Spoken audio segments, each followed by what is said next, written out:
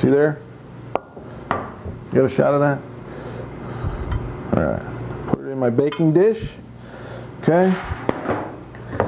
And I'll do this. You can do this with, I don't know how many people you have to serve. Just yourself maybe? A few guests, a whole family? There you go.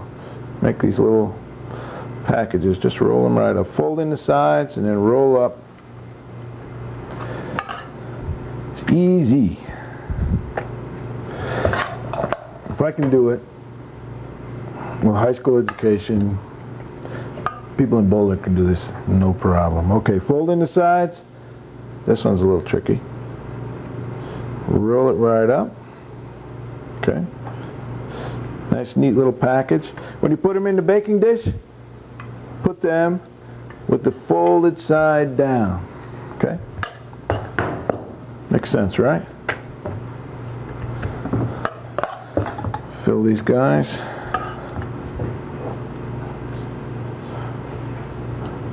Okay, so, alright.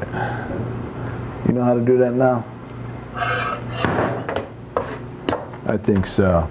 Okay, next step is I have my sauce, which has cooked down, but you see here, see that this is still fairly thin.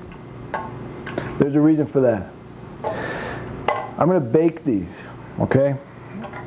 So what I want to do is have this sauce a little bit thinner when it goes into the oven than I will want it to be when it comes out of the oven, because it'll evaporate and thicken up. Okay, does that make sense to you? So what I'll do is just cover these right up, pour the sauce in. I save a little bit, you know, because at the end when I serve these, I want to have a little bit of sauce left, okay, to top them, just in case they've dried out a little bit. Alright, now I'll just let this mix in there. If I was doing this for real, so to say, if I was having people over making dinner for myself, I would roll a couple more and fill in this empty space here, okay? But because of timer constraints, I'm going to get some foil here, okay? A little bit of aluminum foil. Cover it up. But I leave a little space, okay? A little space for the steam to escape. All right? I don't want it to be totally exposed to the air in the oven where everything dries out, but I want the steam to escape so that the sauce will cook and thicken up, okay? So I want it to more or less like a half steam bake, okay? So I'll put this into the oven, 350 degrees, 45 minutes to an hour, and you have Golumpkis, stuffed cabbage rolls. It's an excellent dish, and this is basically all there is to it. It's quick, it's easy, it's delicious, and it has this food. You know, I grew up eating a lot of this food. We had rolled cabbage, pierogies, different kinds of potato dishes, and it's very much like they call it a comfort food. It's something that makes you, it just makes you feel good when you eat this stuff. It's excellent. Okay, so I'll take a break here, and I'll come back in a minute, and we will, I'll show you how to make some stuffed red peppers with a mole sauce, okay? Okay, now I'm back. Second half.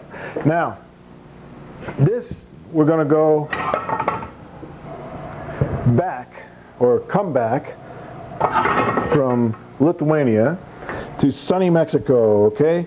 So what I want to do is take red peppers and do the same thing with them. Fill them, bake them with a sauce. But this sauce is completely different. There's a couple of things that are the same, but the taste is just like two different things, okay?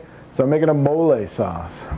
First step, into my warmed saute pan, I put a tablespoon of olive oil, okay? I let that heat up a little bit. Then I'm going to saute a little bit of onion, Okay?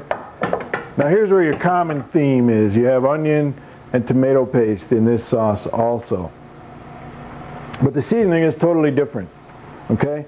I have here some mild red chili powder, or you could use paprika. Same thing. It adds red color and it adds a sweet pepper flavor. Not spicy or pungent, sweet. Okay? A little bit of cumin, a little bit of salt for seasoning, tiny bit of ginger, maybe a half teaspoon of ginger. Okay? Quarter teaspoon of cloves. It's very exotic. And another quarter teaspoon of chipotle powder. The chipotle powder is very hot. That's a smoked red jalapeno. Okay, they get the jalapenos, they smoke them, then they dry them, grind them up into powder. It adds a little bit of smoky flavor and heat. Okay? You can do without it. If you don't like the heat, then leave the chipotle out of there and you'll have just the spice. Orange juice, about a cup of orange juice, and 1 ounce of bitter chocolate, what you call baker's chocolate. Okay, no sugar at all, unsweetened. All right, so here's my onions getting sauteed nice while I'm blabbing away at you. Now take tomato paste, add the tomato paste. Now just as an aside, sometimes when I make an Italian tomato sauce, I'll take and fry the tomato paste. Sweetens it up just a little bit. My throat's bothering me. Springtime, allergies. Excuse me. Okay, orange juice in the pan. Excuse me. A little bit of vegetable stock. Remember when we made that? I know you do. Okay, a little bit of salt.